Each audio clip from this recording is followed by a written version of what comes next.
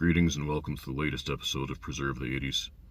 Today I come to you from Windsor, Connecticut, which is the location of the only Blimpie in the state, or at least I think it's the only one. I wasn't aware that there was a Blimpie here up until a couple of days ago. I learned about it. I haven't been to a Blimpie in around 25 years now, but from what I remember, it was very good. There used to be one side of a Citgo station not all that far from where I lived, and that was in the late 90s, and haven't been to one since. Of course, Subway is everywhere in this state. Quiznos is gone. Well, there is one location left, but it's next to a rather unappetizing convalescent home, so I can't really eat there. But in this state, Subway reigns supreme, as well as does Jersey Mike's, but Jersey Mike's is really not that good. Sandwiches are tiny, prices are high, staff is often rude.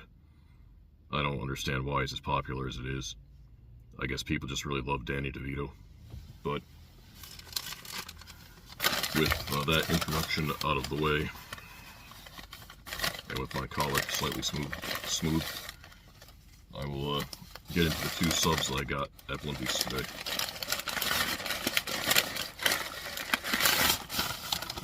They had a lot of very interesting options on their menu, and smelled very good in there. Smelled like, had kind of that classic deli smell to it. But having limited money, I just got two of their so-called regular subs. It's what you probably call a 6-inch at Subway. They have regular and large. Regular's almost as big as a large. There's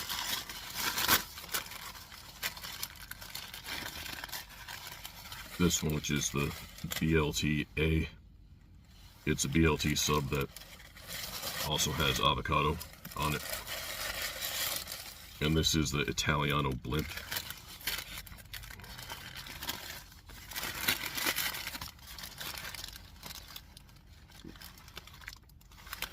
Might not look like much because of the way it's constructed, but it houses Genoa salami, pepperoni, capicola, progettine, ham, along with olives, pickles, onions, green peppers, salt, pepper, oil, and vinegar. I kind of wish I asked him to toast this one, but hindsight is 2020. We also have a Snicker Doodle cookie, which is inside of this festive bag here. For some reason, they removed red from their logo. The whole reason why Blimpie had a red, yellow, and green logo in the first place is that those colors are supposed to stimulate hunger when people see them. But now it's mostly just green and yellow. I'm looking at the sign now. It says Blimpie in green letters with 2 yellow dots over each eye. Well, 1 yellow dot over each eye. There's some Fritos corn chips, a Blimpie chocolate chip brownie, and a Pepsi, which I will open first.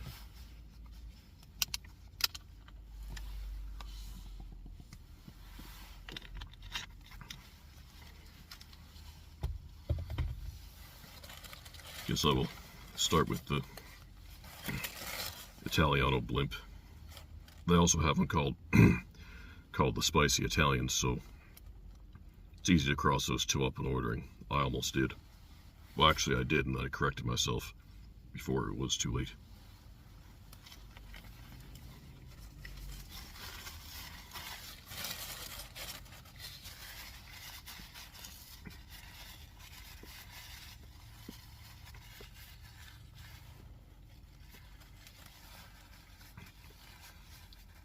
First bite's a little disappointing, it actually.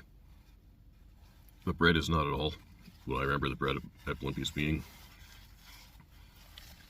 Yeah, the meat is very compressed, but I don't think I got to everything in the first bite, so might have to get a little bit deeper into this before I can really form a true opinion, but the bread is certainly a letdown so far.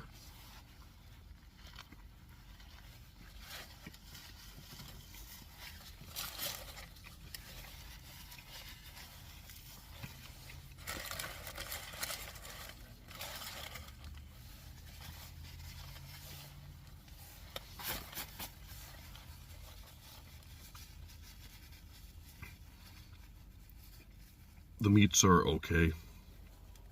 Problem is that they were very skimpy with everything except for the ham, which tastes like honey ham. It's kind of overpowering the rest of the flavors in there. I don't really care for meat with any kind of sugar on it. It's millennials and to some extent Generation Z seem to love putting sweet things where they shouldn't be, whether it be goat cheese on pizza, bacon jam, and don't get me started on bacon jam. That is it's something that shouldn't exist. It's pure concentrated evil, and I hate it with every fiber of my being. But millennials just can't get enough of that salty and sweet combination. I remember the first time I realized I really did not like salty, or I should say sweet and savory combined, was in 2017. I went to South Dakota and I got a Luther burger, which is something I've been wanting to try for years. For those who not know about the Luther burger, it's essentially a pound of meat with a whole bunch of bacon on it, and it's served on 2 Krispy Kreme donuts, the original glazed. So when I got it, it more or less melted the glaze in the donuts. There was sugar all over the bacon, all over the meat. It tasted horrible. It was like some type of deeply ironic punishment. And I never liked the sweet and savory combination, but I've despised it ever since then. So, to you millennials and Generation Z people watching, just stop doing it, please.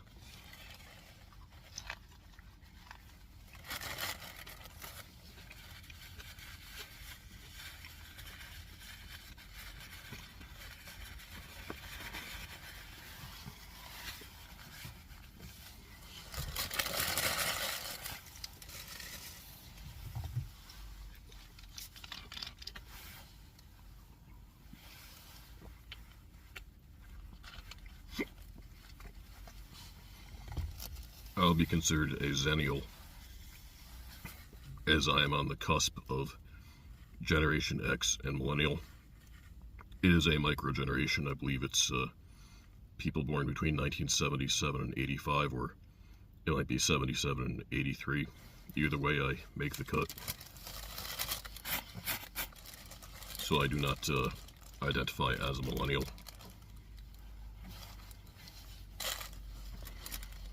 Now, this is a bit different from what I remember. Back in 1999, when I last went to a Blimpie, avocados were not the cultural sensation that they are today. So they did not have a BLTA back then, just a regular BLT.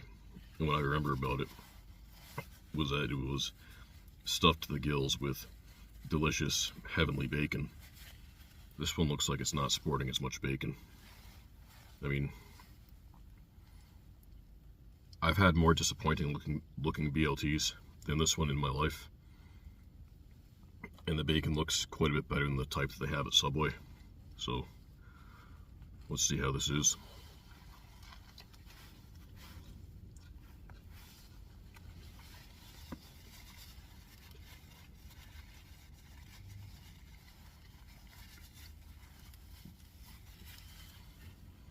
The bacon is excellent.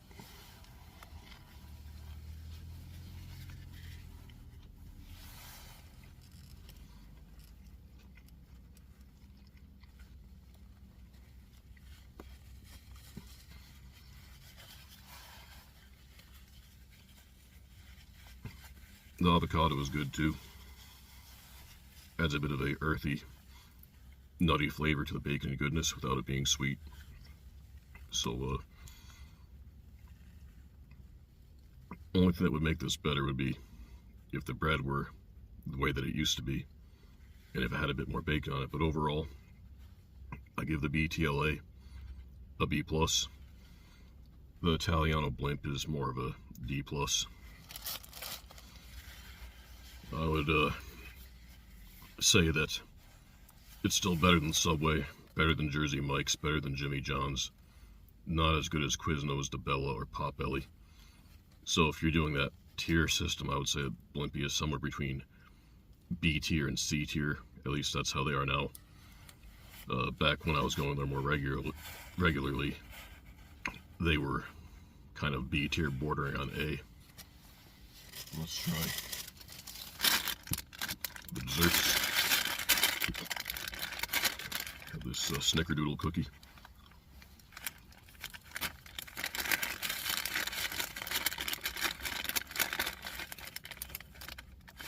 It's very good.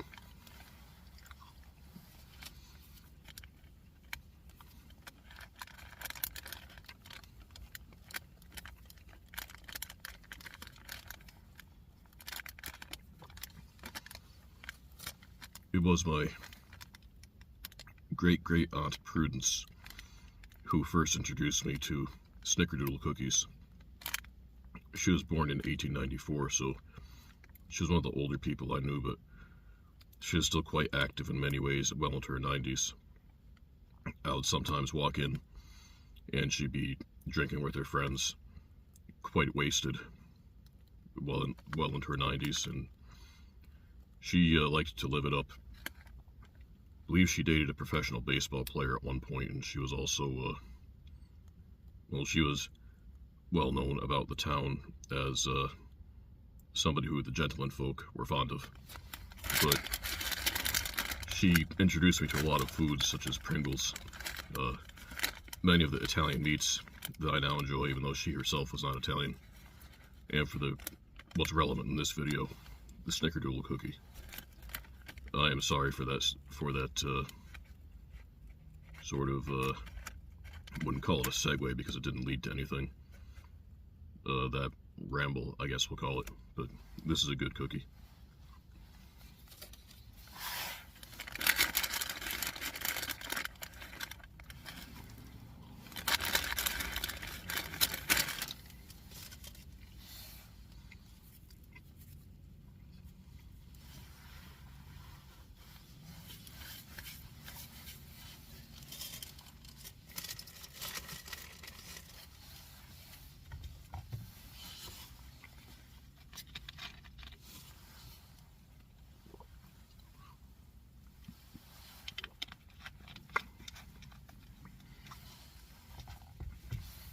I'm not going to bother including the Fritos in the video because I already know that I like them.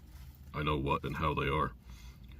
And I assume all of you are familiar with Fritos as well, so I will enjoy them later on, but no point in really including them in the video. I guess the walk-on is not getting into the game this time.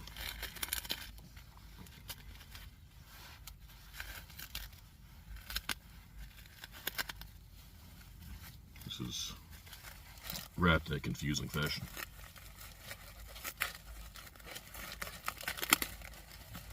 I guess they really didn't want anybody getting into this unauthorized.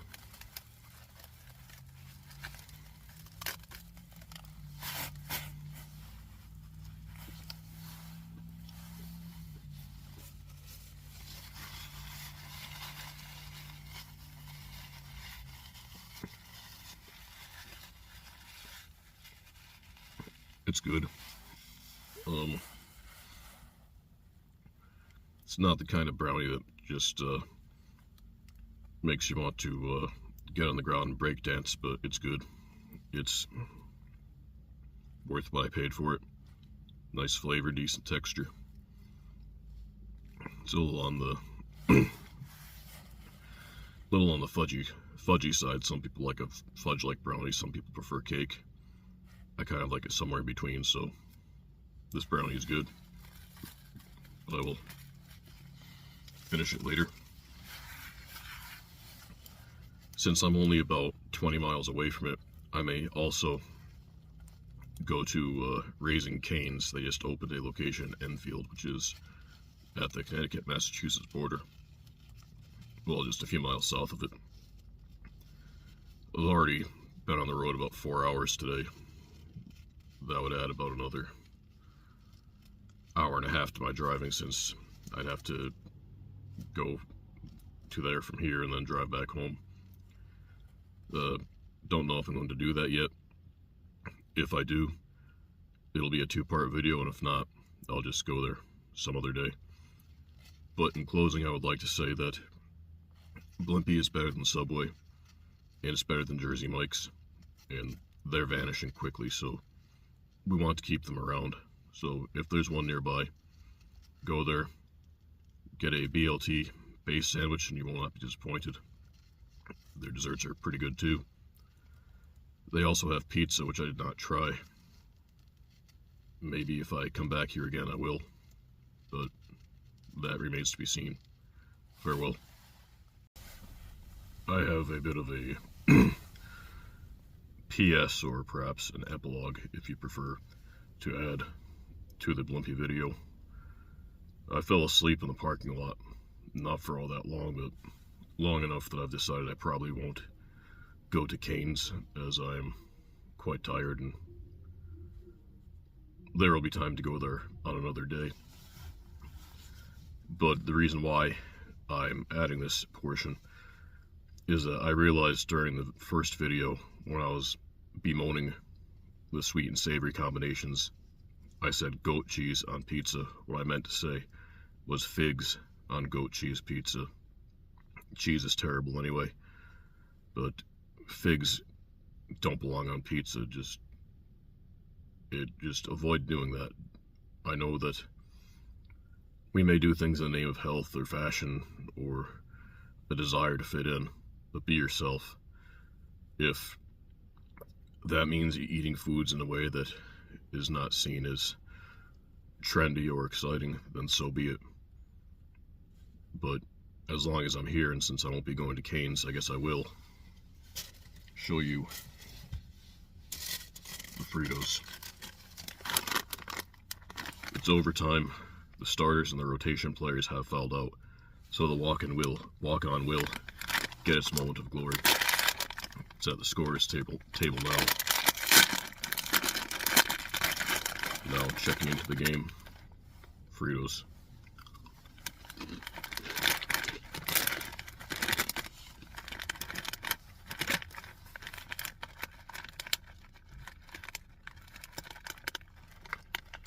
Well, they're Fritos. Not much else to say. They're good. They're like one of those friends who you always stay on good terms with, even if you haven't talked to them in 5 years, 10 years, 15 years. You can just